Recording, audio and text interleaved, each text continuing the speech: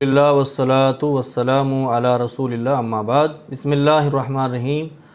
قال النبی صلی اللہ علیہ وسلم خیرکم من تعلم القرآن وعلمہ رواہ البخاری۔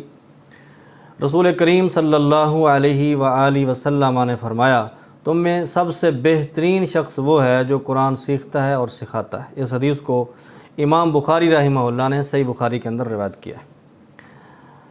اقوام متحدہ کی جنرل اسمبلی میں ہمارے ملک کے وزیر اعظم محترم جناب شہباز شریف صاحب نے جب تقریر کی تو اس کے شروع میں انہوں نے قرآن مجید کی ایک آیت پڑھی، اور اس آیت کو جب انہوں نے پڑھا تو اس میں وہ بھول گئے اور آیت بھی انہوں نے غلط پڑھ دی اور کئی الفاظ بھی چھوڑ دیے۔ بہرحال اس صورتحال کو دیکھ کر کہ ایک ملک کا وزیر اعظم اور مسلمان اتنی عمر ان کی ہو گئی ہے، اتنے بڑے منصب پر وہ فائز ہیں، اور جنرل اسمبلی میں جہاں کافر ملکوں کے سربراہ بھی ہوتے ہیں، مسلمانوں کے سربراہان بھی ہوتے ہیں، اور پوری دنیا ان کو دیکھ رہی تھی، انتہائی افسوس ہوا۔ اور یہ افسوس جو ہے صرف انہی کے متعلق نہیں ہے، بلکہ ہمارے اکثر حکمرانوں کا یہی حال ہے کہ وہ دین کے معاملے میں بہت ہی لا علم رہتے ہیں، کیونکہ دین کے معاملے میں ان کی یہ غفلت ہے، یہ کوئی معمولی غفلت نہیں ہے، یہ بہت بڑی کوتاہی ہے کہ ایک مسلمان ملک ہو اور اس کا کوئی عام بندہ نہیں، وزیر اعظم ہو، اور اس کو قرآن اوپر سے دیکھ کر پڑھنا نہیں آ رہا۔ پتہ نہیں ان لوگوں کے پاس جو وقت ہے یہ کس کام کے اندر یہ صرف کرتے ہیں کہ ہر وقت 24 گھنٹے ان کو یہی فکر رہتی ہے کہ ہم نے اقتدار کے اندر کیسے آنا ہے، ہم نے ووٹ کیسے حاصل کرنے ہیں، ہم نے فریق مخالف کو کیسے دبانا ہے، ان کے خلاف کیسے پروپیگنڈا کرنا ہے۔ تو یہ منفی سیاست کی جو سوچ ہے ہر وقت ان کے دماغ کے اندر رہتی ہے، اور ان کو اللہ کا قرآن نہیں آتا، ان کو اللہ کے رسول صلی اللہ علیہ وسلم کی سیرت اور آپ کی احادیث کا بالکل علم ہی نہیں ہوتا، الا ماشاء اللہ۔ وہ بھی کوئی اپنے مقصد کے لیے جو انہوں نے آیت پڑھنی ہو یا حدیث پڑھنی ہو وہ دیکھ لیتے ہیں، کاغذ پہ لکھ لیتے ہیں، اور وہ بھی اوپر سے دیکھ کر پڑھنی نہیں آتی۔ اور ان پر تو شہباز شریف پر تو بہت ہی افسوس ہے، اس لیے کہ جب مشرف کے دور میں ان کو جلا وطن کیا گیا تو ان کے پاس بڑا وقت تھا، اتنے سال یہ باہر بیٹھے رہے اور سعودی عرب کے اندر رہے جہاں قرآن مجید نازل ہوا، جہاں اتنے قرآن مجید کے عالم ہیں، جہاں امام کعبہ ہیں، ائمہ مسجد نبوی ہیں، مدینہ یونیورسٹی ہے، اور بڑی بڑی اعلیٰ قسم کی یونیورسٹیاں ہیں۔ وہاں تو قرآن نازل ہوا، وہاں تو قرآن کے بڑے ماہر ہیں، بڑے قراء موجود ہیں، قرآن کے عالم موجود ہیں، لیکن وہاں جا کر بھی ان کو اتنی فرصت نہیں ملی۔ اللہ تعالیٰ نے ایسا ان کا دماغ اور لوگوں کی طرف جو ہے پھیر دیا کہ کم از کم یہ جلا وطنی کے دور میں قرآن مجید تو سیکھ لیتے،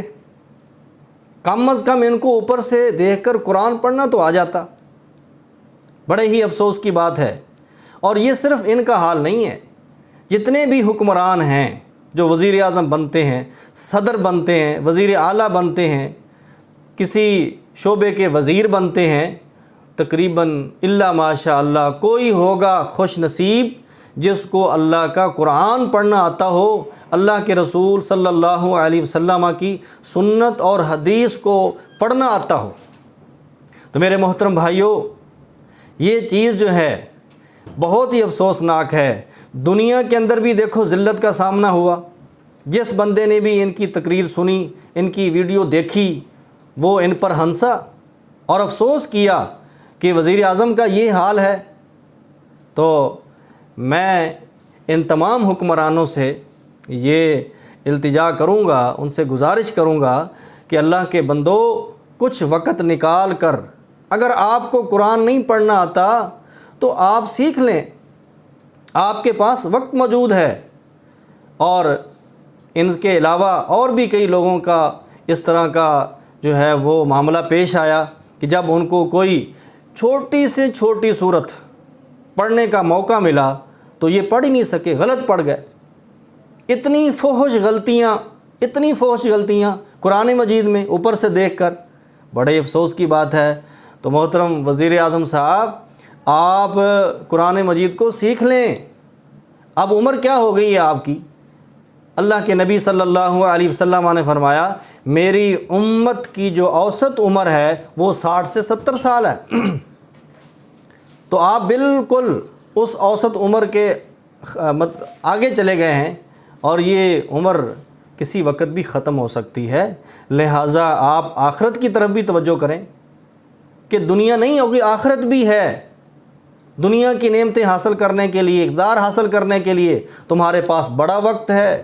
تم کہاں سے کہاں پہنچ جاتے ہو، لیکن اللہ کا قرآن پڑھنے کے لیے تمہارے پاس وقت نہیں ہے، قرآن مجید کا ترجمہ پڑھنے کے لیے آپ کے پاس وقت نہیں ہے۔ تو یہ آپ کا عمل جو ہے انتہائی افسوسناک ہے۔ آپ پورے ملک کے صدر ہیں، سربراہ ہیں، وزیر اعظم ہیں، اور آپ کا وہ آیت کو غلط پڑھنا، اس نے صرف یہ نہیں کہ پوری پاکستانی قوم کے سر آپ نے شرم سے جھکا دیے، بلکہ پوری مسلمان قوم کے سر آپ نے شرم سے جھکا دیے۔